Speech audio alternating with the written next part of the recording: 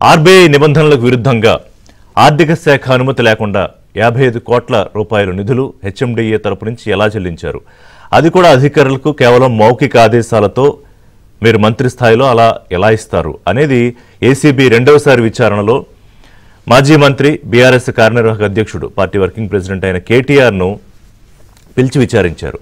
సుమారుగా 60-70 ప్రశ్నలు ఏవో అడిగారు అంటున్నారు. 7 గంటలకు పైగా విచారణ జరిగింది. ఇది రెండోసారి జరిగింది. అలాగే ఆ సంస్థ ఏదైతే ఉందో ఎఫ్ఏ ఫార్ములా ఈ ఆపరేషన్స్ అనే సంస్థకు ఈ నిధులు వెళ్ళాయి. అంటే మొదటి సంవత్సరం సక్సెస్ఫుల్గా చేశాం కాబట్టి రెండో సంవత్సరం కూడా హైదరాబాద్లోనే నిర్వహించాలని, మళ్ళీ వేరే చోటకు వెళ్ళిపోకుండా ముందుగానే కొంత నిధులు ఇచ్చామని చెప్పి. సో ఏదైతే ట్రైపార్టీ అగ్రిమెంట్లో ఉన్న ఒక పార్టీ దీని నుంచి బయటకు వెళ్ళిపోయిందో ఒక కంపెనీ, సో ఈలోపు ఎఫ్ఏ నుంచి ఒత్తిడి ఎక్కువ రావడం, కాస్త అడ్జస్ట్మెంట్లో భాగంగా ముందుగానే నిధులు పంపించేశాం. ఇందులో ఏం తప్పు చేశాను నేను?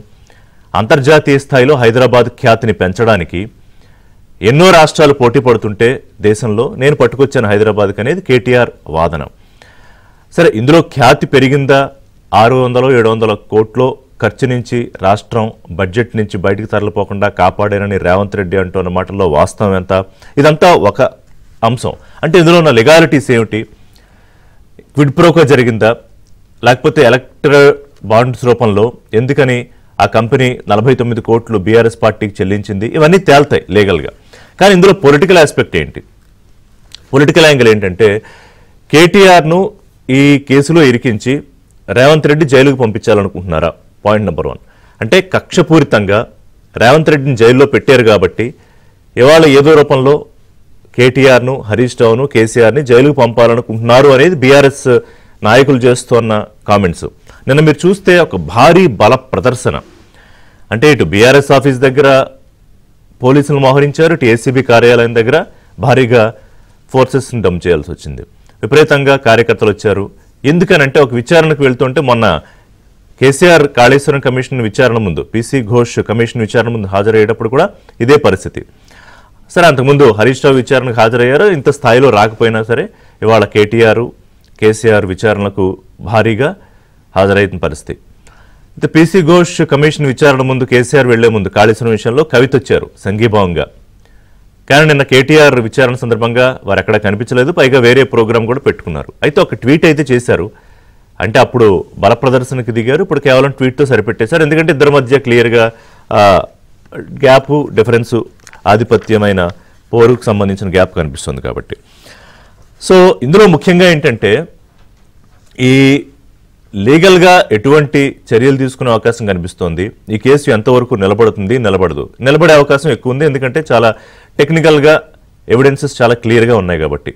ఎందుకంటే విదేశీ సంస్థకు డబ్బు చెల్లించేటప్పుడు అది ₹1,00,00,000 100 కోట్లైనా ఎంత అయినా కూడా ఆర్బీఐ నిబంధనలు చాలా స్పష్టంగా దాని గైడ్లైన్స్ ఉన్నాయి. దాన్ని ఫాలో అయ్యి మాత్రమే చెయ్యాలి. అది కాకుండా అలాగే క్యాబినెట్లో అప్రూవల్ లేకుండా డైరెక్ట్గా మీరు పంపించేయండి అంటే హెచ్ఎండిఏ అధికారులు ఈ ఖాతా నుంచి ఆ ఖాతాకు ట్రాన్స్ఫర్ కొట్టేశారు. మనం ఏదో డబ్బులు పంపించుకోండి అన్నట్టుగా. సో అలా ఎలా కుదురుతుంది? దాంట్లో ఏముండొచ్చో సరే, ఆ పైకి ఇప్పుడు కనిపిస్తోంది ఫార్ములా ఈ రేస్ సంస్థ. ఇలా రేపు పొద్దున్న ఇంకో సంస్థ అయితే, ఇంకో రాష్ట్రంలో ఇంకో సంస్థ దేనికో నిధులు మళ్లించేస్తే,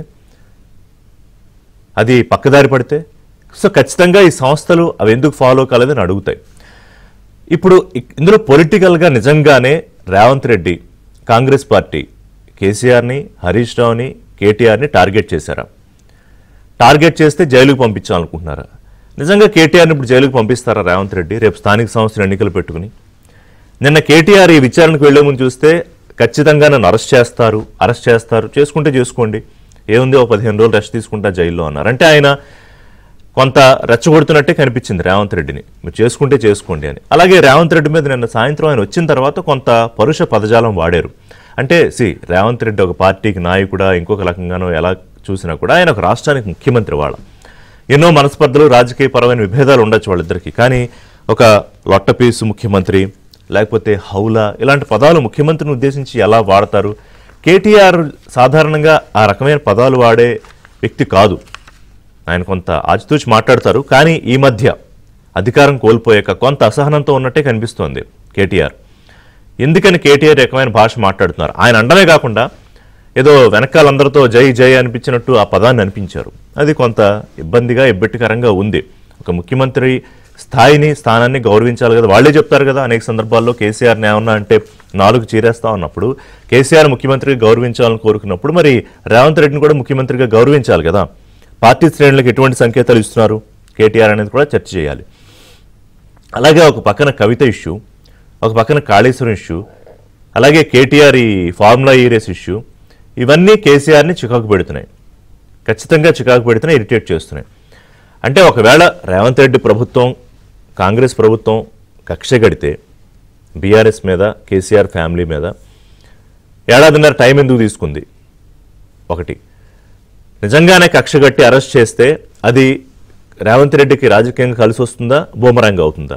2, మూడోది, ఈ కేసులో ఎటువంటి విచారణకు నిలబడిన అంశాలు లేకపోతే KTR and co BRS party ఇబ్బంది పడాల్సిన అవసరం ఏం లేదు. విచారణకు వెళ్తారు, 2 సార్లు కాకపోతే 3 సార్లు, 3 సార్లు కాకపోతే 10 సార్లు విచారణకు వెళ్తారు. నేను కూడా రివర్స్లో ఏవో క్వశ్చన్లు అడిగేట, అరెస్ట్ చేసుకోండి, మీరు అడిగే క్వశ్చన్లో దమ్మేం లేదు, మీరేదో పొలిటికల్గా ఇన్ఫ్లుయెన్స్ ఉంది మీ మీద, అందుకే నన్ను పిలిచి మాట్లాడుతున్నారని కూడా ఈయనేవో కొన్ని అన్నారు అని చెప్పి పత్రికల్లో మనం ఆంధ్రజ్యోతిలో కూడా వచ్చింది, అలాగే ఇతర పత్రికల్లో కూడా వచ్చాయి. సో ఇందులో ఈ ఏసీబీ ఎంతవరకు దీన్ని నిలబెడుతుంది, ఈ కేసుని నిజంగానే కేటీఆర్ అరెస్ట్ అవుతారా? అలాగే ఇంకొక ముఖ్యమైన పొలిటికల్ డెవలప్మెంట్ అంటే హరీష్ రావు పూర్తిగా కేటీఆర్ వెనకాల ఉన్నారు. ఇప్పుడే కాదు, ఏ సందర్భం వచ్చినా ఆయన పార్టీ కూడానే ఉన్నారు. ఎందుకంటే తాజాగా ఈ మధ్య హరీష్ ఏదో బయటికి వెళ్ళిపోతారా, కేటీఆర్ వెంటనే ఆయనతో వెళ్ళారు, 2 సార్లు సమావేశం అయ్యారు అనగానే కాళేశ్వరం వచ్చింది. కాళేశ్వరం విషయంలో మళ్ళీ అందరూ కలగలిసే స్ట్రాటజీ నిర్మించుకున్నారు ఏం చేయాలని. ఇవాళ ఆయన ఏమంటారు, కేటీఆర్ రాష్ట్రం కోసం చేశారు, ఆయన మీద కక్షపూరితంగా మీరు చర్యలు తీసుకుంటే కాంగ్రెస్ పార్టీ భస్మం అయిపోతుంది, ఏది బీఆర్ఎస్ కార్యకర్తలు రాష్ట్ర ప్రజలు కూడా కేటీఆర్ వెంట ఉంటారు అన్నది. అంటే ఇది బిగ్గెస్ట్ సపోర్ట్ హరీష్ రావు రూపంలో, కవిత లేకపోయినా సరే. ఎందుకంటే కేసీఆర్ ప్రస్తుతానికి మౌనంగా ఉన్నారు, ఆయన అన్ని అబ్జర్వ్ చేస్తున్నారు తప్ప ఏం మాట్లాడట్లా. మరి ఆయన ప్రత్యేకమైన వ్యూహాలు, పొలిటికల్ వ్యూహాలు ఏమైనా రచిస్తున్నారో చూడాలి. చూద్దాం, ఓవరాల్గా మాట్లాడదాం దీని మీద. ఎంతవరకు దీంట్లో ఈ కేసులో ముందుకెళ్తుంది ప్రభుత్వం, లేదా విచారణల పేరుతో కేటీఆర్ని ఇరిటేట్ చేస్తారా, లేదా ఒకరోజు అరెస్ట్ చేస్తారా, అరెస్ట్ చేస్తే దాన్ని ఏ రకంగా ఉంటుంది? 8 నెలల కాలంలో కేటీఆర్పై 14 కేసులు పెట్టించింది రేవంత్ రెడ్డి ప్రభుత్వం కక్షపూరితంగా. అంటే ఏదో రకంగా కేటీఆర్ను ఏదో రూపంలో అరెస్ట్ చేయాలని అనుకుంటున్నారా రేవంత్ రెడ్డి? గతంలో ఆయన జైలుకి పంపించారు కాబట్టి. ఇది బీఆర్ఎస్ నేతలు చేస్తున్న విమర్శలు. అలాగే ఈ కేసులో నిజంగానే రాష్ట్రానికి మంచి జరిగే ఉద్దేశంతో చేశారా, క్విడ్ ప్రోకో ఏమన్నా జరిగిందా? ఈ అంశాలన్నీ ఒకసారి మాట్లాడదాం. మనతో పాటు పోల రవీంద్రరావు గారు, ఎమ్మెల్సీ బీఆర్ఎస్ పార్టీ నాయకులు, శేషు గారు పొలిటికల్ అనలిస్ట్ ఉన్నారు. గుడ్ మార్నింగ్ రవీంద్ర గారు, శేషు గారు. రవీంద్ర గారు, ఏంటి ఇప్పుడు ఇందులో సరే రాష్ట్రానికి మంచి జరగాలి అనే ఉద్దేశంతో ఎంతో కాంపిటీషన్ ఉన్నా కూడా బ్రాండ్ హైదరాబాద్ ని రైజ్ చేయడానికి తీసుకొచ్చాను, ఇది మాజీ మంత్రి కేటీఆర్ చెప్తున్న వివరణ. ఏదో సుమారు 60 పైగా ప్రశ్నలు అడిగారు, 7-8 గంటల విచారణ. ఒక టెన్షన్ కూడా ఉంది మీలో, అంటే మీలాంటి పార్టీ నాయకులు అరెస్ట్ చేస్తారా అని. ఎంత పైకి అరెస్ట్ చేసుకుంటే చేసుకోండి అని చెప్పినా కూడా కరెక్టేనా? గుడ్ మార్నింగ్ ఋషి గారు, శేషు గారికి నమస్కారం. మనం చూస్తూనే ఉన్నాం ఋషి గారు, అధికారంలోకి రావడానికి రేవంత్ రెడ్డి గారు కానీ కాంగ్రెస్ పార్టీ కానీ ఎన్నికల ముందు ఏం మాట్లాడారు, కుటుంబాన్ని లక్ష్యంగా ఎంచుకొని గత ప్రభుత్వానికి సంబంధించిన అనేక అంశాలని వక్రీకరించి ఎన్నికల ముందు మాట్లాడారు. బ్రహ్మాండమైన ఒక మేనిఫెస్టో తయారు చేసుకున్నారు, 6 గ్యారెంటీలు, 13 హామీలు, 420 అంశాలతోటి 100 రోజుల్లోనే అమలు పరుస్తామని ఒక బలమైన నమ్మకాన్ని కలిగించి అధికారంలోకి వచ్చారు. అధికారంలోకి వచ్చిన తర్వాత ఈ యొక్క మేనిఫెస్టోను అమలు పరచడంలో వాళ్ళు మాట తప్పిన విధానాన్ని అనేక సార్లు మనం చూసాం. ఒక్క భాష్యాలు, ఇంత తప్పు ఉందని అనుకోలేదు, లెక్కల బిందెలు ఉన్నాయి అనుకున్నాం, ఈ రాష్ట్రం అంతా దివాలా తీసింది, అమలు పరచలేని పరిస్థితి ఉంది అని అరకొర అంశాలతోటి ప్రభుత్వాన్ని సర్దుకొస్తున్న క్రమంలో బీఆర్ఎస్ పార్టీ పెట్టిన ఒత్తిడి కానీ, హరీష్ రావు గారు కేటీఆర్ గారు అసెంబ్లీలో నిలదీస్తున్న విధానం కానీ, ప్రజాక్షేత్రంలో ప్రభుత్వం పైన పెంచుతున్న ఒత్తిడి కానీ, ఇవన్నీ తట్టుకోలేక తిరిగి ఎన్నికల ముందు ఏ రకమైతే బదనాం కార్యక్రమాలు చేశారో అధికారాన్ని ఉపయోగించుకుంటూ కమిషన్ల మీద కమిషన్లు వేయడం, విచారణలు చేయడం, విపరీతమైన భాష మాట్లాడడం, విపరీతంగా కేసీఆర్ గారి కుటుంబాన్ని లక్ష్యంగా ఎంచుకొని చిల్లర మాటలు మాట్లాడడం, ముఖ్యమంత్రి స్థాయిని మీరు ఇంత ముందు మీ మాటలు కూడా నేను విన్నాను, ముఖ్యమంత్రి స్థాయి ఉన్న వ్యక్తిని ఆ స్థాయిని గౌరవించాలి కదా, కేటీఆర్ గారు అట్లా మాట్లాడతారా అని. కానీ ముఖ్యమంత్రి స్థాయిలో ఉన్న వ్యక్తి ఎంత వికృతంగా మాట్లాడారు, రాష్ట్రాన్ని తెచ్చిన నేత మీద 10 సంవత్సరాలు ముఖ్యమంత్రిగా ఉన్న కేసీఆర్ గారి మీద పేగులు తీసుకుంటా, మెడలేస్తా, తొండలు వాళ్ళు ఆగులేస్తా, జాంగర్ కూడా లేకుండా చేస్తా, ఉరికిస్తా రోడ్ల మీద, ఎన్ని భాషలు. ఏ ముఖ్యమంత్రి కూడా వృత్తిస్తా అనడం గుర్తులేదు, మిగతావన్నీ ఓకే, కానీ నాకు గుర్తులేదు యాక్చువల్లీ. చాలా వల్గర్ లాంగ్వేజ్, మొత్తం రికార్డ్స్ కూడా తెలుస్తుంది. ఏ ముఖ్యమంత్రి కూడా గతంలో మాట్లాడే కాదు హౌలా అని లేకపోతే లుచ్చా అని లొట్టపీసు ముఖ్యమంత్రి అని ఇట్లా మాట్లాడడం కరెక్ట్ గానే ఉందా? పోనీ కేటీఆర్ గారికి గౌరవం ఇస్తుందా? ఒకసారి కాదు ఆయన ఏమన్నారు ఒకసారి చూద్దాం ఉండండి. కేటీఆర్ నిన్న ఈవినింగ్ అయిపోయిన తర్వాత ఏమన్నారో ఏం మాట్లాడారు ఒకసారి చూద్దాం. బైక్ చేయండి అది ఒక నిమిషం. ముఖ్యమంత్రి వయ్యుండి మన బాధపడ్డాడట రేవంత్ రెడ్డి.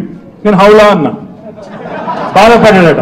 నేను అడుగుతున్నా ఒకటి, తెలంగాణ ముఖ్యమంత్రి వయ్యుండి జై తెలంగాణ అనకపోతే నిన్నేమనాలి? మరి ఏం పేర్కొని ఇవ్వాలి? తెలంగాణ ముఖ్యమంత్రి వయ్యుండి తెలంగాణ రాష్ట్రాన్ని ప్రతిరోజు కించపరిస్తే నేనేమని పిలవాలి? తెలంగాణ ముఖ్యమంత్రి వయ్యుండి తెలంగాణ రాష్ట్రాన్ని దివాలా తీసిన రాష్ట్రం అంటే ఏమనాలి? తెలంగాణ ముఖ్యమంత్రి అయ్యుండి ఢిల్లీకి పోతే నాకు అపాయింట్మెంట్ ఇస్తలేదు, దొంగను చూసినట్టు చూస్తున్నట్టు నేనేమనాలి? తెలంగాణ ముఖ్యమంత్రి అయ్యుండి చెప్పులు ఎత్తుకపోతాడేమో అని భయపడుతున్నారు అంటే ఏమనాలి నిన్ను? అందుకే ఇక నేను ఎక్కువ అనగాని మీరు అనగాడికి అన్నారు. సో కాదు ఆయన అనలేదు, ఒకసారి అన్నాడు, 10 సార్లు అనిపించాడు మీ నాయకులతో కార్యకర్తలతో. నేను ఇప్పుడు కేటీఆర్ గారు అన్నది ఏంటి, తెచ్చుకున్న తెలంగాణ అనేక అంశాలు ఈ దేశంలో అగ్రభాగాన నిలబడిన తెలంగాణ పంటల్లో కానీ, జాతీయ ఉత్పత్తుల్లో కానీ, తలసరి ఆదాయాలు కానీ, బడ్జెట్లో కానీ, ఆ ల్యాండ్ ఆర్డర్ విషయంలో కానీ, హరితారంలో విషయంలో కానీ, ఆ విద్య వైద్య రంగాలకు సంబంధించి అనేక అంశాలలో మొదటి ప్రాధాన్యతలో ఉన్నటువంటి రాష్ట్రాన్ని ఇష్యూస్ లేవని చెప్పట్లా. ఇప్పుడు కేసీఆర్ ప్రభుత్వం నడిపించినప్పుడు ఉన్నాయి, రేవంత్ రెడ్డి ప్రభుత్వం నడిపించినప్పుడు ఉన్నాయి. కానీ ప్రతిపక్షంలో ఉన్నప్పుడు మీరు అవతల పార్టీని అన్నప్పుడు ఇవాళ హుందాతనం మీరు కూడా మెయింటైన్ చేయాలి కదా. బట్ దట్ కేటీఆర్ లాంటి నాయకుడు, ఇప్పుడు ఎవరో చిన్న నాయకుడు ఏదో మాట్లాడాడంటే అనుకోవచ్చు. ఋషి గారు మీరు ఒకసారి రేవంత్ రెడ్డి గారి మధ్య కాలంలో అన్నయ్య కూడా తీయండి. మహిళల మీటింగ్ అని కాకుండా, ప్రభుత్వ మీటింగ్ అని కాకుండా, విద్యార్థుల మీటింగ్ అని కాకుండా, సెక్రటరియట్ ముందు నవంబర్ 14న విద్యార్థులను చిన్న పిల్లలు కూర్చోబెట్టుకొని ఆ సెక్రటరియట్ ముందు మాట్లాడింది ఒక్కసారి రికార్డ్ అయ్యండి. ఒక ముఖ్యమంత్రి స్థాయిలో ఉన్న వ్యక్తి విచ్చలవిడిగా కేసీఆర్ గారికి అభిమానులు ఉన్నారండి, రాష్ట్ర వ్యాప్తంగా, దేశవ్యాప్తంగా, ప్రపంచ వ్యాప్తంగా. గుండెల్లో ఆ చెదిరే రీతిగా మాట్లాడుతున్న భాష. ఎందుకంత ఫ్రస్ట్రేషన్? అధికారం నీకు ఇచ్చారు కదా, మ్యాండేట్ మీరు అన్నారు కదా ఫ్రస్ట్రేషన్ అని. అదే ఫ్రస్ట్రేషన్ లో ఇవాళ కేటీఆర్ ఉన్నారా? అదే ఫ్రస్ట్రేషన్ లో ఇవాళ బీఆర్ఎస్ ఉందా? అందుకనే ఈ రకంగా మాట్లాడుతున్నారా? అదొకటి. రెండోది ఏంటంటే ఇవాళ క్లియర్ గా ఈ కేసు విషయంలో ఏసీబీ అడిగిన ప్రశ్నల్లో క్లియర్ గా ఎస్టాబ్లిష్ చేయాలనుకుంటున్న అంశాలు ఏంటంటే, ఒకటి, మీరు కేవలం మౌఖిక ఆదేశాలతో ఇంత డబ్బు ఎట్లా ఇస్తారు? విదేశీ సంస్థకి ఇచ్చేటప్పుడు ఆర్బీఐ నిబంధనలు ఏమయ్యాయి? ఆర్థిక శాఖ కేబినెట్ సంబంధించి అప్రూవల్ ఏముంది? ఇవన్నీ అడుగుతున్న ప్రశ్నలు సహేతుకమైన ప్రశ్నలు. ఋషి గారు ఇంకో కమిటీ వేసిండ్రు, కేసు నడుస్తారు. ముఖ్యమంత్రి పొద్దుస్తమానం ఎందుకు మాట్లాడాలండి? మంత్రులు ఎందుకు మాట్లాడాలండి? ఇష్టపడితే దొంగలు జైల్లో పెడతాం, నీకోసం బ్యారక్ రెడీలో ఉంది, చిప్పకు దిల్పిస్తా బిడ్డ, నన్ను జైలు పంపిన ఊరుకుంటానా? నన్ను జైలు పంపారు కాబట్టి నా జీవిత లక్ష్యం నెరవేరింది. కూడా ప్రజలు ఓట్ చేసి అధికారం ఇస్తే, కాంగ్రెస్ పార్టీకి అధికారం ఇస్తే నా కోరిక నెరవేరింది, నా లక్ష్యం నెరవేరింది, నేను జైలు పంపుతా, నన్ను పంపించడం నేను వదిలిపెడతానా? సొంత ఎజెండా అమలు పరుస్తారా? సొంత ఎజెండా మాట్లాడతారా? ముఖ్యమంత్రి గురించి నీ వ్యక్తిగతమైనటువంటి అంశాలకు వాడుకుంటారా? పొద్దుస్తమానం అధికార దుర్వినియోగం చేస్తారా? మాట్లాడితే కేసు పెట్టి విచారణ చేయండి. ఓఎస్ కమిటీ ఉంది, ఓఎస్ కమిటీ ఉంది, విద్యుత్ మీద కమిషన్ వేశారు, ఫోన్ ట్యాపింగ్ ఉంది. పొద్దుస్తమానం దీని మీద ఏం మాట్లాడుతున్నారండి? ప్రభుత్వం అధికారికంగా కమిషన్లు వేసి, కమిషన్ల విచారణకు మేము హాజరయ్యి, మేము కమిషన్లను గౌరవించి, కమిటీ ఈ యొక్క ఏసీబీలకు గౌరవించి మేము విచారణకు హాజరవుతుంటే పొద్దుస్తమానం ఈ మంత్రులు, ఎమ్మెల్యేలు, ముఖ్యమంత్రి బహిరంగ వేదికల మీద వారిని ఇన్ఫ్లుయెన్స్ చేసే రీతిలో వారేసిన కమిషన్ల మద్దతుగా ఇష్టం వచ్చినట్టు మాట్లాడి జైలు రెడీగా ఉండాలి. అవునండి, మాట్లాడండి. ఏం ఆదేశాలు శేష్ గారు. ఇస్తున్నట్టు, ఏ సంకేతాలు ఏ రకమైన సందేశాన్ని ఇస్తున్నట్టు అది మేము ముడుచుకొని ఉండాలా? వారు ఏం మాట్లాడినా కూడా మేము మాట్లాడకుండా అయ్యగారు దొరగారు మీరు ఏం మాట్లాడినా భయం భక్తితోటి చేతులు కట్టుకొని ఉండాలన్నా? అట్లా ఎందుకుంటే పొలిటికల్ పార్టీలు ఏ పొలిటికల్ పార్టీ ఉండదు, బీఆర్ఎస్ అసలు ఉండదు. అట్లా ఉంటుందని ఎవరు ఎక్స్పెక్ట్ చేయరు. ఒక నిమిషం రవీంద్ర గారు, శేష్ గారు మాట్లాడతారు. శేష్ గారు ఎట్లా చూస్తున్నారు మొత్తం వ్యవహారాన్ని? నిన్న ఏంటంటే కాసేపు హడావుడి బాగానే జరిగింది, అంటే కేటీఆర్ని అరెస్ట్ చేసేస్తారా అనే వరకు జరిగింది. బట్ అరెస్ట్ చేయడం అనేది పొలిటికల్ గా maybe this is not a right time. వాళ్ళు ఒకవేళ అరెస్ట్ చేయాలనుకున్నా కూడా, అంటే అరెస్ట్ చేసే అంత గ్రౌండ్స్ దీంట్లో ఉన్నాయా? మీ అనాలిసిస్ ఏంటి? రిషి గారు, రవీంద్రరావు గారికి, మీకు, ఏబిఎన్ ప్రేక్షకులకు నమస్కారం. అయితే ఫార్ములా ఈ కార్ రేస్ లో ఇప్పటికీ 2 సార్లు విచారణని ఎదుర్కొన్నారు, ఏసీబీ విచారణని కేటీ రామారావు గారు. అయితే దీంట్లో ఇంకొక విచారణ కూడా జరుగుతుంది, ఈడీ విచారణ కూడా జరుగుతుంది. 2 రకాలైనటువంటి విచారణ జరుగుతుంది. అయితే జనవరిలో విచారణ ఎదుర్కొన్నప్పుడు, ఇప్పుడు విచారణ ఎదుర్కొన్నప్పుడు 2 సార్లు కూడా విచారణకు ముందు, విచారణకు వెళ్లి వచ్చిన తర్వాత కూడా కేటీఆర్ స్పందించినటువంటి తీరు చాలా అగ్రెసివ్ గా ఉన్నది అనేటటువంటి విషయాన్ని మనకి చాలా స్పష్టమవుతుంది. బట్ కేసులో ఏం మెరిట్స్ ఉన్నాయి, కేసు ఎట్లా ఉంది, కేసులో ఉన్నటువంటి లోపాలు ఏంటి, కేసులో అవినీతి జరిగిందా లేదా, లేకపోతే నిబంధనల వైలేషన్ జరిగిందా అనేది ఒక ఎత్తు అయితే, దీంట్లో ఆరోపణలు ఎదుర్కొంటున్న A1, A2, A3 ముగ్గురు మాత్రమే ఆరోపణలు ఎదుర్కొంటున్నారు. ముగ్గురులో A1 కేటీ రామారావు గారు ఉన్నారు, మిగతా 2 A2 అండ్ A3 అధికారులు ఉన్నటువంటి సందర్భాన్ని మనం చూసాం. అయితే ఈ కేసు విషయంలో బయటకు వచ్చిన తర్వాత కేటీఆర్ స్పందిస్తున్నటువంటి తీరు, అంత అగ్రెసివ్ గా ఎందుకు స్పందిస్తున్నారు అనేటటువంటి విషయం పైన, తను మాట్లాడినటువంటి మాటల పైన పెద్ద ఎత్తున చర్చ జరుగుతుంది మీడియాలో. అయితే ఇక్కడ ఎందుకు ఆ స్థాయిలో స్పందిస్తున్నారు కేటీ రామారావు గారు అనేటటువంటి విషయాన్ని కనుక మనం చూస్తే ఒక 3 విషయాలు చాలా స్పష్టమవుతున్నాయి దీంట్లో. ఒకటి ఏంటి అనంటే, కేసుకు నేను ఏ మాత్రము భయపడటం లేదు అనేటటువంటి ఒక గాంభీర్యతను ప్రదర్శించేటటువంటి క్రమంలో ఆ స్థాయిలో మాట్లాడుతున్నారా అనేటటువంటి ఒక అభిప్రాయం కలుగుతుంది. This is the point 1. Point number 2కి వచ్చేసరికి ఏంటి అనంటే, ఈ కేసుని నేను చాలా తేలిగ్గా తీసుకుంటున్నాను, ఇప్పటికే నా పైన 14 కేసులు పెట్టారు, 1400 కేసులు పెట్టినా నేను భయపడేటటువంటిది లేదు. అరెస్ట్ చేస్తారా, చేస్తే చేసుకోండి, అరెస్ట్ కూడా నేను సిద్ధంగా ఉన్నాను అనేటటువంటి మాట చెప్తున్నారు. అంటే పార్టీ శ్రేణులకు ధైర్యాన్ని నింపేటటువంటి కార్యక్రమం, స్థైర్యాన్ని నింపేటటువంటి కార్యక్రమం చేస్తున్నారు అనేటటువంటి ఒక అభిప్రాయం కలుగుతుంది. 3వది ఏంటి అనంటే, అరెస్ట్ చేస్తే, అంటే ఈ కేసులో ఆరోపణలతోటి ఆధారాలు లేకుండా నన్ను అరెస్ట్ చేశారు అనేటటువంటి ఒక క్యాంపెయిన్ చేసుకొని సానుభూతి పొందేటటువంటి ప్రయత్నం చేయటానికి అరెస్ట్ చేసుకోండి అనేటటువంటి ఒక మాట మాట్లాడుతున్నారు అనేటటువంటి విషయం గమనిస్తున్నాం. అంటే ఈ 3 కోణాలు ఈ కేటీఆర్ స్పందనలో మనకి కనపడుతున్నటువంటి అంశాలు. ఇది ఒక అంశం. అయితే రెండోది ఏంటంటే, కేసులో ఉన్నటువంటి మెరిట్స్ ఏంటి, కేసులో ఉన్నటువంటి అంశాలు ఏంటి అనేది ఒకటి మనం చూస్తే, ఫార్ములా ఈ కార్ రేస్ అనేది ఒక 4 సీజన్స్ కి హైదరాబాద్ లో నిర్వహించడానికి, 9th, 10th, 11th, 12th seasons నిర్వహించడానికి వచ్చింది. ఫస్ట్ సీజన్ సక్సెస్ఫుల్ గా రన్ అయింది. 2వ సీజన్ కి వచ్చేసరకు అక్కడ స్పాన్సర్, ప్రమోటర్ గా ఉన్నటువంటి గ్రీన్ కో కంపెనీ ప్రమోటర్ స్థాయి నుండి, లేకపోతే స్పాన్సర్షిప్ స్థాయి నుండి తప్పుకోవటంతో మరి ఈ ఫార్ములా ఈ కార్ రేస్ FEO సంస్థ వెళ్లిపోతుంది. కాబట్టి మళ్ళా కార్ రేస్ ని హైదరాబాద్ లో నిర్వహించడానికి అప్పుడు మున్సిపల్ శాఖ మంత్రిగా ఉన్నటువంటి కేటీ రామారావు గారు చేసింది ఏంటి అంటే, స్పాన్సర్షిప్ దొరికే వరకు కూడా HMDAని తాత్కాలిక స్పాన్సర్షిప్ గా పెట్టేసి HMDA నుండి 55 కోట్ల రూపాయల నిధులు డైరెక్ట్ గా FEO సంస్థకు చెల్లించింది. ఇది అభియోగం ఇక్కడ. అయితే దీంట్లో ఏంటి అనంటే, నిబంధనల వైలేషన్ జరిగిందా ఒకటి, రెండోది కరప్షన్, ఈ మనీ ట్రాన్స్ఫర్ లో కరప్షన్ జరిగిందా, కరప్షన్ జరిగితే ఏ స్థాయిలో జరిగింది, ఎట్లా జరిగింది అనేటటువంటి ఒక ఎస్టాబ్లిష్మెంట్ పైనే ఇప్పుడు ఏసీబీ యాంటీ కరప్షన్ బ్యూరో వాళ్ళు విచారణ చేస్తున్న సందర్భంలో దీంట్లో మనకి స్పష్టంగా కనపడుతున్నటువంటి అంశం ఏంటంటే, నిబంధనల వైలేషన్ జరిగింది. ఒక 10 కోట్ల రూపాయల కంటే ఎక్కువ చెల్లింపులు జరిగేటప్పుడు ఖచ్చితంగా సర్టన్ బిజినెస్ రూల్స్ ఫాలో అవ్వాలి. అది క్యాబినెట్ అప్రూవల్ ఉండాలి, ఆర్థిక శాఖ అనుమతి ఉండాలి. రెండోది, మనం చెల్లింపులు చేస్తున్నది ఫారిన్ కరెన్సీలో కాబట్టి RBI పర్మిషన్స్ ఉండాలి. బట్ ఇవన్నీ లేకుండా డైరెక్ట్ గానే FEOకి HMDA నుండి వీళ్ళు సో అంటే శేష్ గారు క్లియర్ గా దెర్ ఇస్ ఎ వైలేషన్ అయితే జరిగింది.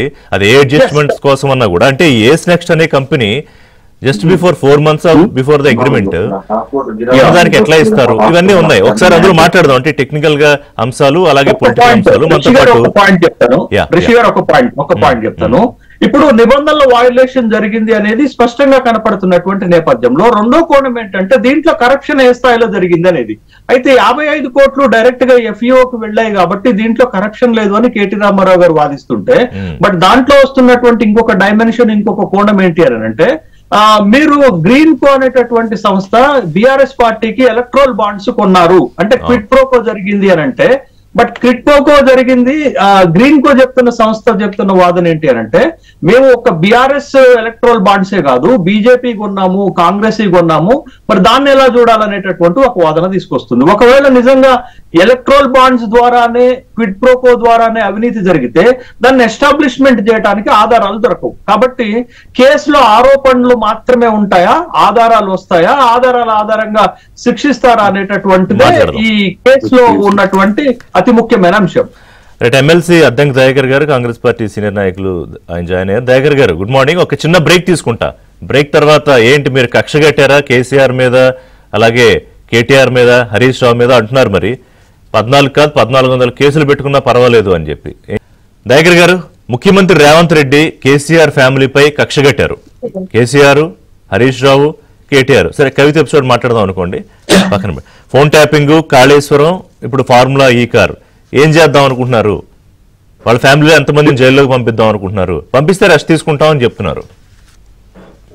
రిషి గారు నమస్కారం, రవీంద్రన్నకు మిత్రునికి ఇద్దరికి నమస్కారం. అయితే ఒకటి ఏంటంటే పర్టికులర్ గా కక్ష కట్టే పరిస్థితి ఉంటే ఇంత సాగదీత ఎందుకు? హోంమంత్రి కూడా వేరేటోళ్ళు ఏం కాదు కదా, ఆయనే కదా హోంమంత్రి కూడా. లా అండ్ ఆర్డర్ ఆయన చేతుల్లోనే ఉంది కదా. ఇన్ని రోజుల ఒక 18 నెలల దాకా ఇప్పుడు ఎవరినైనా అరెస్ట్ చేయాలంటే ఇప్పుడు రాష్ట్రాలలో చూస్తున్నాం, ఆయా రాష్ట్రాలలో లేకపోతే మన పక్క రాష్ట్రమైన మన ఆంధ్రప్రదేశ్ లో కూడా జగన్ ఏం చేసిండు, ఇప్పుడు చంద్రబాబు ఏం చేస్తుండో చూస్తున్నాం కదా. అది పెద్ద ఇష్యూనా? దానికి ఒక కేసు ఏదో అల్లి చేయాల్సిన అవసరం ఉందా? ఏదో ఒక దాని మీద కూడా చేసి పడేయచ్చు. కానీ ఎంత వాళ్ళ దబాయింపు చూస్తే తప్పు చేస్తాం, మమ్మల్ని ప్రశ్నించవద్దు. ఇప్పుడు నేను ఒకటే మాట, అసలు ఇంత చర్చ నిన్నటి నుంచి చేస్తా ఉన్నా ఇక తల తిరుగుతుంది. కానీ మేము క్యాబినెట్ డిసిషన్ లేకుండా మేము ఎక్కడికైనా ఏదైనా పంపిస్తాం, ఎవ్వరు ప్రశ్నించవద్దు, మీరు మీడియాతో సహా. కోడ్ ఆఫ్ కండక్ట్ ఉన్నా ఏదన్నా ఉండని. 40 కోట్లు 50 కోట్లు పంపించింది కదా, మేము ఒక 5,000 కోట్లు పంపిస్తాం. వ్యక్తిగత హోదాలో ఎక్కడికైనా బయటికి పంపించేస్తాం, ఒక అగ్రిమెంట్ చేసుకొని అక్కడి నుంచి పంపొచ్చు. అట్లా ఎందుకు పంపిస్తారు సార్? ఎందుకు కోరుకుంటారు? మరి ఎట్లా ఈయన ఎందుకు పంపించిందంటే గది చెప్పమంటే ఇక ఇన్ని ముచ్చట చెప్తా ఉండే. 40 కోట్ల అవినీతి కాదంటే మరి ఎంత అయితే అవినీతి? దానికి లెక్క ఉంటది కదా, 1000 కోట్లు 2000 కోట్లు, దీనికి తరీకా ఉంటది కదా, మరి అది కూడా చూసుకోవాలి కదా. ఇలా ఒక సామాన్య ఉద్యోగి 2000 3000 రంగు కాగితాలు తీసుకొచ్చి టేబుల్ మీద పడేసి ఇమీడియట్ గా వచ్చి దాన్ని ముంచి ఏసీబీ అరెస్ట్ చేసి తీసుకుపోయి 14 రోజుల నుంచి నెల రోజులు పెడుతున్న ఉద్యోగుల్ని చూస్తలేమా? నేను లాలూ ప్రసాద్ యాదవ్, జయలలిత లాంటి వాళ్ళు కూడా పెద్ద పెద్ద అమౌంట్ అయ్యారు. ఏసీబీ ఇన్ ద సెన్స్ నేను అంటున్నా, కరప్షన్ అని అంటే ఒక సామాన్య ఉద్యోగికి రాజకీయ నాయకునికి తేడా ఉంటుందా? ఇంకా కొంచెం ముందుకెళ్ళి చెప్తాం, ఇచ్చిన దగ్గరనే మీరు అరెస్ట్ చేసి తీసుకుపోయిండ్రుగా. రేవంత్ రెడ్డి గారి ఇష్యూలో కూడా మీరు చేసిండ్రుగా. మరి ఇమ్మీడియట్ గా అంటే ప్రభుత్వంలో ఉంటే ఏమైనా ప్రత్యేక ఏమైనా సదుపాయాలు ఉంటాయా? ప్రభుత్వంలో అవినీతి చేస్తే అది ఆథెంటికేషనా? అవినీతి అనే విషయం ఒక చర్చ వాళ్ళు ఒప్పుకోకపోవచ్చు. ఇప్పుడు దీన్ని థర్డ్ పార్టీగా మనం ఉండాల్సింది సెకండ్ పార్టీ ఎందుకైనాము అని అంటే విస్తృత ప్రజా ప్రయోజనాల దృష్ట్యా అని. అంటే రాష్ట్రానికి పెట్టుబడులు 1000 కోట్లలో 1,00,000 కోట్లలో అనే పరిస్థితి వచ్చింది. ప్రెసిడెంట్ ఆఫ్ ఇండియా కూడా ఎలక్షన్ సమయంలో చేసే రూపాయి ఖర్చు ఎలక్షన్స్ టైంలో ఎలక్షన్ కమిషన్ ఆఫ్ ఇండియాకు లెక్క చెప్తారు, సుప్రీం ఆఫ్ ది స్టేట్. కాబట్టి ఇక్కడ వాళ్ళు పంపొచ్చు, పంపినం. అంటే ఇప్పుడు ఆయన చెప్తోంది ఏంటంటే దయాకర్ గారు, స్పాన్సర్స్ వెనక్కి తగ్గడంతో చివరి నిమిషంలో ఎఫ్ఈఓ ఒత్తిడి మేరకే మరో స్పాన్సర్ ని వెతికే టైం లేక మరో దారి లేక హెచ్ఎండిఏ నుంచి నిధులు చెల్లించామని. చెల్లించడం అనేదే ఇక్కడ డిస్క్రిపెన్సీ, అదే కదా మెయిన్. మీరు 7వ తారీఖు తర్వాత 9వ తారీఖు తర్వాత మీ ప్రభుత్వం వస్తే చేసినా మా ప్రభుత్వాన్ని వాళ్ళు అడిగినా ఏమో చెప్పుదాం. ఇప్పుడు వాళ్ళు ఏంది 700 crores ఇప్పుడు సిరీస్ లో వాళ్ళు ఇప్పుడు ఇది కడితే ఇప్పుడు 10th చేసుకోవడానికి ఉన్నది. 10th చేసుకోవడానికి ఉన్న దాన్ని మనోడు ఇన్ అడ్వాన్స్ ఏమున్నది మళ్ళా వచ్చేది మనమే కానీ చేసిండు అంతే. ఎవరు ఆ లెక్కలు ఎవరు చూస్తారు? అడిగేది ఎవరు లేరు, అనుకున్నారు. మనకు ప్రభుత్వానికి వాళ్ళు ఏం చేసిండ్రు, మరి ఎప్పుడు జరుపుతారు మీరు, మిగతా పైసలు కూడా కట్టండి సార్ అంటే ఇది ఎక్కడ ముచ్చట అని చూస్తే దాని మీద ఎంక్వైరీ కమిషన్ వేస్తే అప్పుడు అరవింద్ కుమార్ కదా తేలింది. నాకేం తెలుసు ఆయన చేయమంటే చేసిన. అరవింద్ కుమార్ కూడా తప్పు చేసిండు కాబట్టి అలా సమస్య. కాబట్టి అలా కాదు, ఇక్కడ కేటీఆర్ 2 వెర్షన్లు చెప్తున్నారంటారు. మొదట్లో అంతా నేనే చేశాను, అధికారులకు ఏం సంబంధం అన్న ఆయన, నేనేదో విచారణలో అధికారులే చేశారనేది చెప్పారని మనకు తెలియదు, విచారణలో ఉండం కాబట్టి ఏదో కొన్ని పత్రికలు రాసుకుంటారు. నేనేమంటున్నా ఏది అనేది ఇప్పుడు విచారణ లెవెల్లో ఒక దశ, ఒక సంబంధిత మంత్రి కాబట్టి పర్సువేషన్ ఉంది, ఆ విషయంలో తన పార్టిసిపేషన్ ఏందనేది 2nd లెవెల్లో వస్తుంది. క్రైమ్ కమిట్ అయితే క్రైమ్ లో తన పాత్ర ఏందనేది 3rd లెవెల్లో వస్తుంది. ఆ అంచె నడుస్తున్నప్పుడు ఎందుకు వీళ్ళు అంత తొందరపడి అరెస్ట్ చేస్తే పోయి లోపల ఉంటా, నేను ఏమన్నా చేసుకోండి, అది వీకలేరు ఇది వీకలేరు, ఇవన్నీ దీనివల్ల ఫ్రస్ట్రేషన్ కనపడుతుంది తప్పితే ఇంకొకటి లేదు దీంట్లో. అసలు ఇప్పుడు ఈ డిస్క్రిపెన్సీకి మనం విచారణే చేయొద్దు, అసలు మీరు ఎట్లా చేస్తారు అనే ప్రశ్నించినట్టే కనబడుతుంది. మనం అవకతవక ఇప్పుడు ఆ పరిస్థితి ఉంటే మరి మమ్మల్ని కూడా ఏమనొద్దు మీరు, మేము కూడా ఇట్లానే చేస్తే. నిన్న ఒక అడ్వకేట్ గారు చెప్పిండ్రు నాకు, ఏది మన డిబేట్స్ దాంట్లో కూర్చుంటే, అసలు వీళ్ళు దాన్ని కరెక్ట్ గా అడ్వకసీని చేసుకోలేక ఈ సమస్యల్లో పడ్డారు. మనోడు మాట్లాడింది కూడా ముందుగా కమిట్ అయింది. అవును నేనే ఇచ్చిన, ఆయన అరవింద్ కుమార్ గారికి కూడా ఏం చేసిరు, నేను చెప్తేనే చేసిందని మళ్ళీ ఇప్పుడు మాట మారుస్తున్న పరిస్థితి.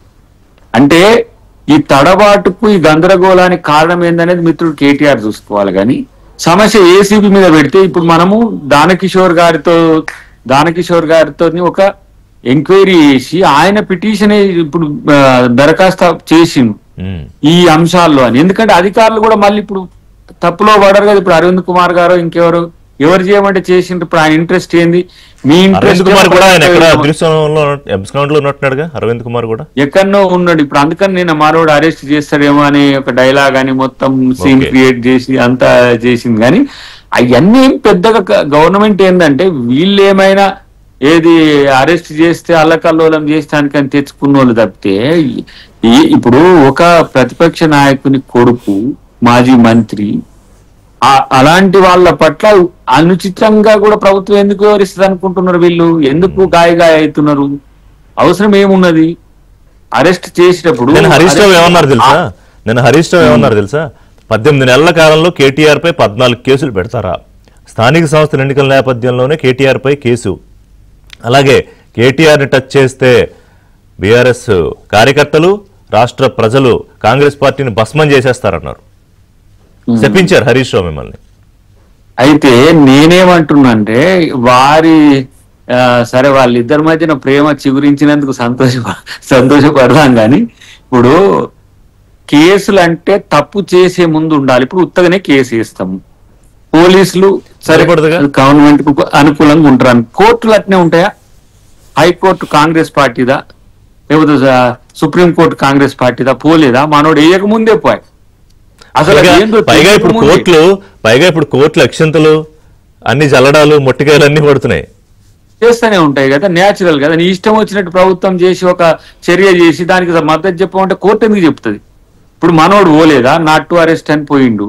నేను ఎందుకు ఇప్పుడు నిర్ణయం తీసుకుంటారా బాబు, నువ్వు కొంచెం ఆగరాదు. అదేదో వాళ్ళు ఇప్పుడు కేసు ఫైన్ చేసిండ్రు, అది ప్రైమరీ లెవెల్లోనే ఉంది. నీ మీద ఛార్జెస్ ఉన్నాక అవి కరెక్టా కావా అనేది చూసి నిన్ను అరెస్ట్ చేయొద్దంట అని చెప్పింది. అది నువ్వు సుప్రీంకోర్టుకు పోయినాక అదే చెప్తుంది. కాబట్టి మీరు ఈ తొందరపాటు తత్తరపాటు వెనుక కేటీఆర్ ఆతృత వెనుక నేను మా బావను మా చెల్లెని వెనకకి నెట్టి నేను ముందుకు రావాలనే తపన అంటే ఎట్లా కనపడుతుంది కాదండి, దీంట్లో ఈ ఆత్ర జైలుకి వెళ్తే ముందుకు వచ్చినట్ట నిన్న అట్లనే మంత్రి అట్లా సీతక్క అనుకుంటా బహుశా. అట్లా అనుకుంటా మా ముఖ్యమంత్రి గారు చెప్పిండు, కవిత గారు ముందు పోయింది కదా, ఫస్ట్ కమ్ ఫస్ట్ సర్వ్ లెక్క. అదే అన్నా. మరి ముఖ్యమంత్రి ముందు అవుతుంది, మరి ఆ లెక్కన క్వాలిఫికేషన్ అయిపోయినట్టుంది. అంతే. ఇప్పుడు జైలుకు పోయిన వాళ్ళు ఇట్లేదో అయితేనండి. ఇది ఒక చర్చ. నేనేమంటున్నా అంటే కోడ్ ఆఫ్ కండక్ట్ పక్కన పెట్టండి. ఇప్పుడు నేను అంటున్నా ఒక మాట, అన్నిటికంటే ఆర్బీఐ ఒక ఫైన్ వేసింది రాష్ట్ర ప్రభుత్వం మీద. మీరు ఎందుకు విదేశీ కరెన్సీ రూపంలో వాళ్ళకి చెల్లించిండ్రు నాకు తెలియకుండా? ఎందుకు మనం బ్యాంకును దాటి చేయాల్సిన అంత ప్రజాప్రయోజనం ఏముంది బ్రదర్? నన్ను అంటే ఒక మాట, సెక్రటరియట్ చుట్టూ పెట్టి సెక్రటరియట్ మొత్తం జామ్ చేసి సామాన్య ప్రజలకు మనం ఆ సమస్యలు సృష్టించింది ప్రజా ప్రయోజనాల కొరకు అంటుండు మిత్రుడు కేటీఆర్. తీసుకుపోయి 100 ఎకరాలకు ఆ గుట్టల లెక్కనో ఇచ్చేసి ఈ ఫారంలోనో ఏ ఫారంలో చేసుకుంటే ఎవ్వరికన్నా తిప్పలు ఉండునా? అది ప్రజలకు సమస్యలు. మళ్ళా నడి మధ్యన పెట్టేసి ఎట్లా ఉంటుండే అప్పుడు ట్రాఫిక్ జామ్లు, ఎట్లా ఏది రోమ్ నగరం తగలబడుతుంటే ఫిడిల్ వాయించినట్టు మళ్ళీ ప్రైమ్ టైంలో అది ఆఫీస్ టైంలో కూడా పెట్టేది.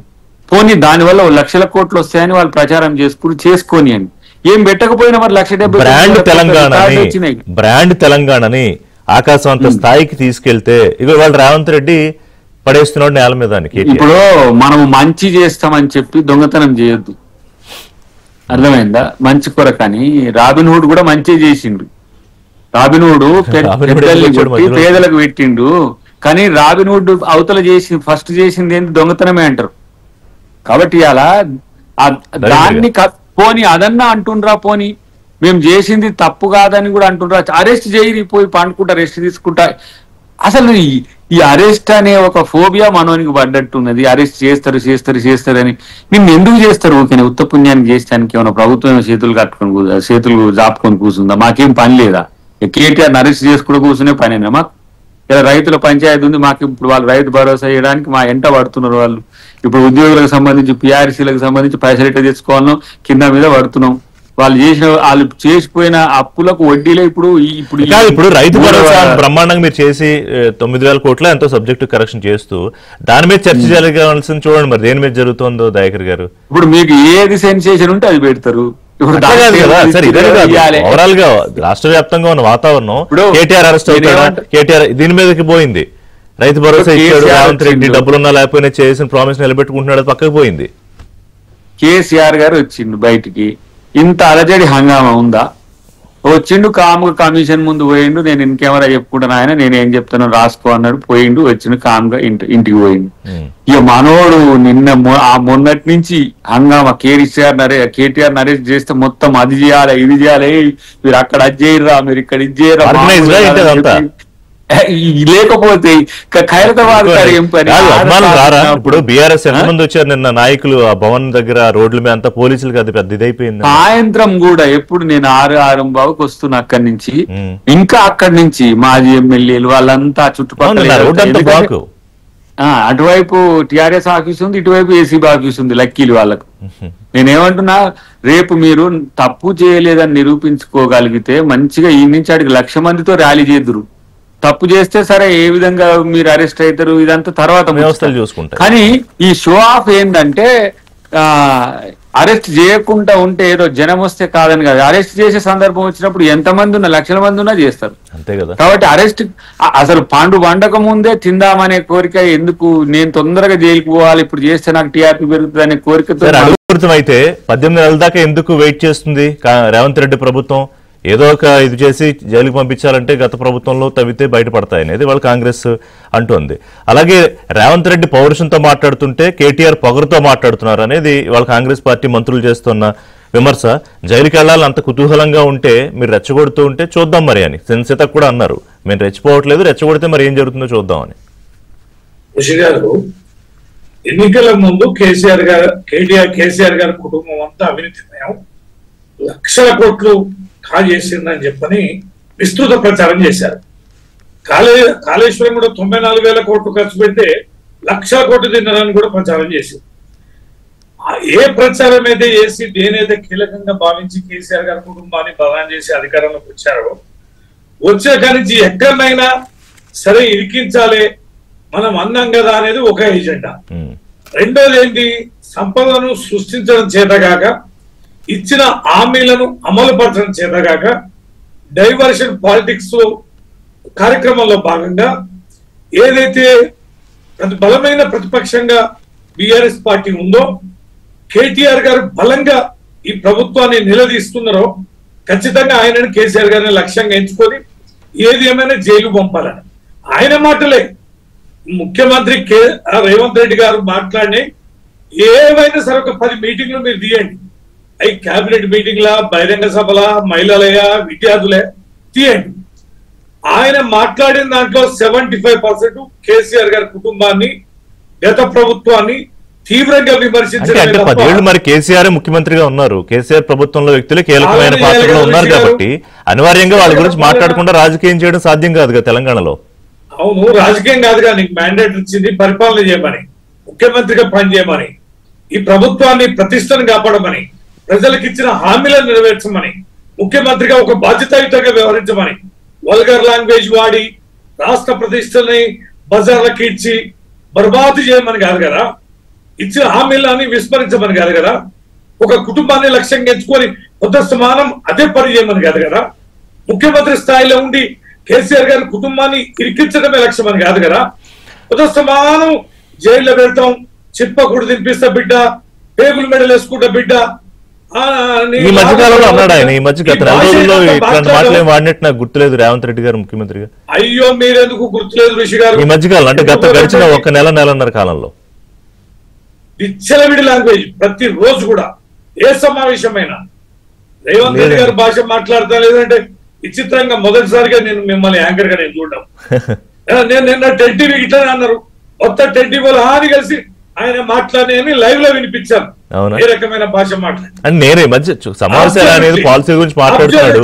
నిన్న కూడా మాట్లాడింది ఏంటంటే 10 ఏళ్లు కాంగ్రెస్ ప్రభుత్వమే ఉంటుంది, ఎవరిని రాజకీయ కుట్రలు చేసినా ఏం చేసినా వచ్చిన కొత్తలోనే ప్రభుత్వాన్ని పడగొడదామని ప్రయత్నం చేశారు.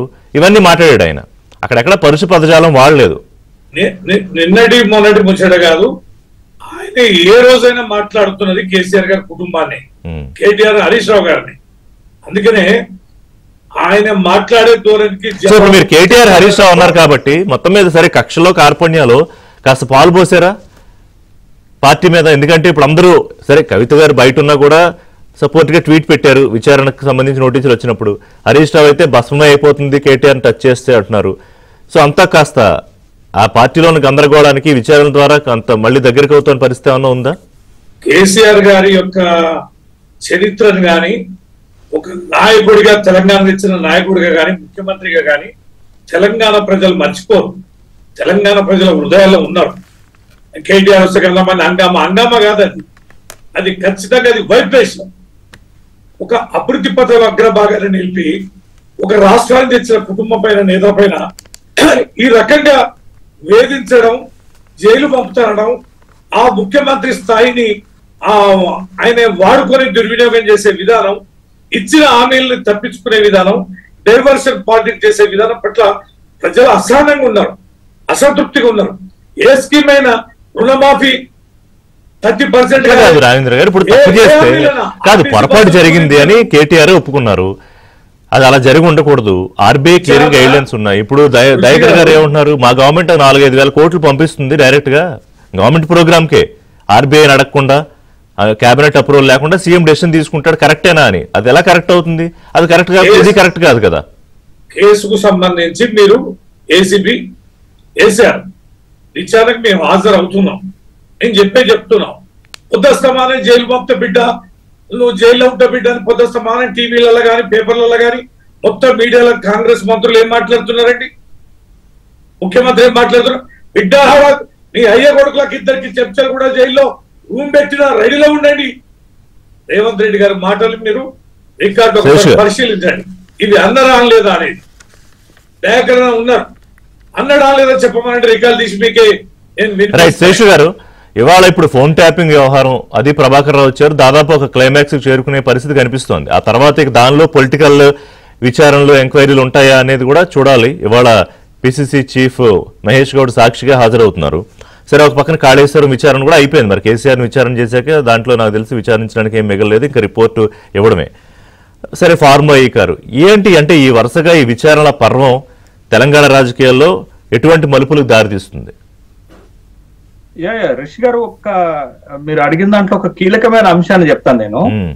కాంగ్రెస్ ప్రభుత్వం అధికారంలోకి వచ్చిన తర్వాత ఈ 18 నెలల కాలంలో అనేక ఎంక్వైరీ కమిషన్లు, జ్యుడిషియల్ ఎంక్వైరీలు వేసింది.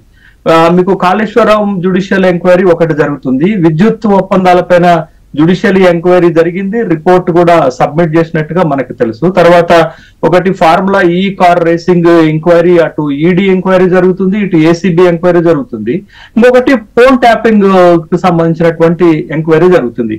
ఈ అన్ని ఎంక్వైరీలలో ఎక్కడ కూడా ఒక కీలకమైనటువంటి అరెస్టులు ఇంతవరకు జరగలేదు. ఒక ఫోన్ ట్యాపింగ్ లో మాత్రమే, అధికారుల స్థాయిలో మాత్రమే ఒక అరెస్టులు జరిగాయి. అరెస్టులు అయ్యే బెయిల్ కూడా వచ్చినట్టున్నాయి. అది ఏ ఎంక్వైరీలో కూడా, మిగతా ఏ ఎంక్వైరీలో కూడా మీకు ఫోన్ ట్యాపింగ్ పక్కన పెడితే కాళేశ్వరం ఎంక్వైరీలో ఒక్క అరెస్ట్ కూడా ఇంతవరకు జరగలేదు. తర్వాత ఫార్ములా కార్ రేస్ లో అరెస్ట్ చేయమని కేటీ రామారావు గారు ఒక ఆఫర్ ఇస్తున్నా కానీ ఇక్కడ అరెస్టులు జరగలేదు. విద్యుత్ ఒప్పందాల్లో కూడా ఇంతవరకు అక్కడ చర్యలు చేపట్టిన దాఖలాలు లేవు, అరెస్టులు చేసినటువంటి దాఖలాలు లేవు. బట్ యువతల నుంచి అరెస్టులు అనేటటువంటి ఒక ఆరోపణ వస్తున్నప్పుడు కూడా ప్రభుత్వము ఈ ఎంక్వైరీస్ విషయంలో జాగ్రత్తలు తీసుకుంటుందా అనేటటువంటి అభిప్రాయం కలుగుతుంది. అరెస్టుల కంటే కూడా దీంట్లో ఎస్టాబ్లిష్మెంట్స్ ఏమున్నాయి, దీంట్లో ఉన్నటువంటి మెరిట్స్, డిమెరిట్స్ ఏమున్నాయి, అరెస్ట్ చేస్తే ఎలా ఉంటుంది అనేటటువంటి దాని మీద ప్రభుత్వం కొంత సంయమనం పాటిస్తున్నట్లుగా మనకు కనపడుతుంది. కానీ అదే తెలుగు రాష్ట్రాల్లో మనం చూస్తే ఆంధ్రప్రదేశ్ లో చాలా అరెస్టులు జరుగుతున్నాయి. కానీ ఇక్కడికి వచ్చేసరికి ఎంక్వైరీల దశలోనే ఉన్నాయి, ఎంక్వైరీలు జరుగుతున్నాయి, ఎంక్వైరీలలో అటెండ్ అవుతున్నటువంటి సందర్భాలు చూసాం తప్ప ఇక్కడ మనకి ఎక్కడ కూడా అరెస్టులు ఒక ముఖ్యంగా పొలిటికల్ లీడర్స్ కు సంబంధించి, పాత గవర్నమెంట్ లో కీలకంగా ఉన్నటువంటి వ్యక్తులకు సంబంధించినట్టు. కానీ ఎందుకని శేష్ గారు ఇప్పుడు అరెస్ట్ చేస్తే అది రాంగ్ సిగ్నల్ వెళ్తుందా, లేకపోతే రాంగ్ టైమింగ్ అనా? ఎందుకంటే లోకల్ బాడీ ఎలక్షన్స్ అవి ఉన్నాయి, దానికోసం ప్రభుత్వం ఆలోచిస్తుంది. రిషి గారు, మీకు ప్రధాన ప్రతిపక్షంలో ఉన్నటువంటి ఫ్రంట్ లైన్ లీడర్షిప్ మొత్తం కూడా ఇవాళ ఏదో ఒక ఎంక్వైరీలో విచారణ ఎదుర్కొంటున్నటువంటి దశలో ఉన్నారు. మీరు కేసీఆర్ కాళేశ్వరంలో, హరీష్ రావు కాళేశ్వరంలో, ఫార్ములా కార్ రేస్ విషయంలో మన కేటీ రామారావు గారు, లిక్కర్ కుంభకోణంలో కవిత గారు, మొత్తం ఫ్రంట్ లైన్ లీడర్షిప్ మొత్తం కూడా ఏదో ఒక విచారణలో, ఏదో ఒక కేసులో ఇక్కడ విచారణ ఎదుర్కొంటున్నటువంటి సందర్భం ఉన్నది. బట్ అరెస్ట్ అనేటటువంటి విషయానికి వచ్చేసరికి మీరు ఫార్ములా కార్ రేస్ విషయం తీసుకోండి. కేటీ రామారావు గారు చాలా తేలిగ్గా తీసుకుంటున్నారండి కేసుని. ఏంటంటే ఇది లొట్టపీస్ కేసు అనేటటువంటిది ఒక మాట మాట్లాడితే, రెండోది చిట్టినాయుడు ఏ ప్రశ్నలు అడగమంటే ఏసీబీ వాళ్ళు అదే ప్రశ్నలు అడుగుతున్నారు, తిప్పి అదే ప్రశ్న అడుగుతున్నారు, అసలు వాళ్ళు అడుగుతున్నటువంటి ప్రశ్నల్లో వ్యాలిడిటీ లేదు అనేటటువంటి ఒక తేలిగ్గా తీసుకునేటటువంటి అంశం. ఇంకోటి ఏముంది, ఆయన అడిగిన ప్రశ్నలు అడుగుతున్నారు, అందులో ఏం పసలేదు, అరెస్ట్ చేయమన్నాడా, చేసేసుకోండి అని కూడా. బట్ ఈ క్రమంలో మీరు అడిగిన ప్రశ్నకి ఏంటంటే, ఈ క్రమంలో ఇప్పుడు ఏంటది, మనం ఎలక్షన్స్ కి వెళ్ళబోతున్నాం, లోకల్ బాడీ ఎలక్షన్స్ కి వెళ్ళబోతున్నాం. దీన్ని ఒక కేస్ స్టడీగా మనం ముందు తీసుకుంటే, మీరు లోక్సభ ఎన్నికలకు ముందు కవిత అరెస్ట్ జరిగింది. కవిత అరెస్ట్ ప్రభావము బీఆర్ఎస్ పైన తర్వాత లోక్సభకి మధ్యలో పడిందనేటటువంటి విషయం మనం గమనించాం కదా. కాబట్టి ఇప్పుడు లోకల్ బాడీ ఎలక్షన్స్ జరుగుతున్నటువంటి క్రమంలో అందుకే అంత గట్టిగా అరెస్ట్ చేయమంటున్నారు కేటీ రామారావు గారు. ఒకవేళ అరెస్ట్ చేస్తే అరెస్ట్ నుండి సానుభూతి పొందేటటువంటి ప్రయత్నం. ఎన్నికల్లో ఎప్పుడైనా ఎలా ఉంటుందంటే, కామన్ మ్యాన్ కి ఆధారాలు లేకుండా అరెస్ట్ చేశారు, కక్ష సాధింపు చర్యలు చేస్తున్నారు రాజకీయాల్లో అనేటటువంటిది ఒకటి చాలా ఫాస్ట్ గా వెళ్ళిపోతుంది. కాబట్టి ఒక కామన్ మ్యాన్ ఏం ఫీల్ అవుతాడంటే అన్యాయంగా అరెస్ట్ చేశారు అనేటటువంటి ఒక ఫీలింగ్ ఇచ్చేటటువంటి క్రమం ఉంటుంది. కాబట్టి అది ఖచ్చితంగా లోకల్ బాడీ ఎలక్షన్ పైన ప్రభావం పడుతుందా అనేది ఒకటి. సో దయాకర్ గారు, ఇక్కడ రెండు అంశాలు ఏంటంటే, ఫైనల్ గా ఒకటి, ఇవాళ కారు పార్టీలో ఉన్న లోకలు అవన్నీ మనం అనేక చర్చించుకున్నాం. ఒక రకంగా దాని నుంచి కొంత డైవర్షన్ దొరికినట్టే గులాబీ పార్టీకి. అలాగే అరెస్ట్ సంబంధించి కాదు, ఒక నిమిషం శేష్ గారు, దయాకర్ గారు మాట్లాడేస్తారు, టైం అయిపోయింది. దయాకర్ గారు, సో ఏం చెప్తారు ఫైనల్ గా? అంటే మీరు కూడా ఏం స్ట్రాటజీలు లేకుండా రాజకీయాలు చేయరుగా? అట్లా కాదు, ఇప్పుడు ఈ విషయాలలో అసలు మేము మాట్లాడాల్సిన అవసరం ఏముంది? పోలీసులు మాట్లాడతారు, మీరు పెట్టిరు కాబట్టి ఇది మాట్లాడాలి. కానీ మాకేం ఇప్పుడు ఈ డైవర్ట్ పాలిటిక్స్ లో, డైవర్ట్ టాక్టిక్స్ లో అని వాళ్ళు అంటున్న దీంట్లో మేమెందుకు చేసినామో జస్టిఫికేషన్ ఎందుకు? ఏసీబీ ఇచ్చిన తర్వాత కోర్టు చూసుకుంటది. కోర్టు చూసిన తర్వాత వాళ్ళేం మాట్లాడతారో చేస్తారు. ముఖ్యమంత్రి గారు ఎందుకు మాట్లాడతలేదు? ఇందులో పొలిటికల్ ఇంటర్వెన్షన్ కానీ ఇన్ఫ్లుయెన్స్ కానీ లేదు. అవసరం ఏమున్నది? ఒకవేళ ఇల్ ఇంటెన్షన్ తోని ఏసీబీ ఏదైనా కేసు ఫైల్ చేసి ఆయన అరెస్ట్ చేశాను కేటీఆర్ గారిని అన్నది అనుకోండి, మరి కోర్టు అట్లనే అరెస్ట్ చేయమని చెప్తుందా? ఆడ ప్రిమా ఫేసి లేకుండా అసలు ఎందుకు కమిషన్లు ఎందుకు అడ్రస్ అవుతాయి? కాబట్టి ఇవన్నీ కూడా చేసిన తప్పును కప్పిపుచ్చుకునే ప్రయత్నమే తప్పితే దీంట్లో కొత్తగా ఏం కనపడుతుంది ఇంతసేపు మనం మాట్లాడిన దాంట్లో?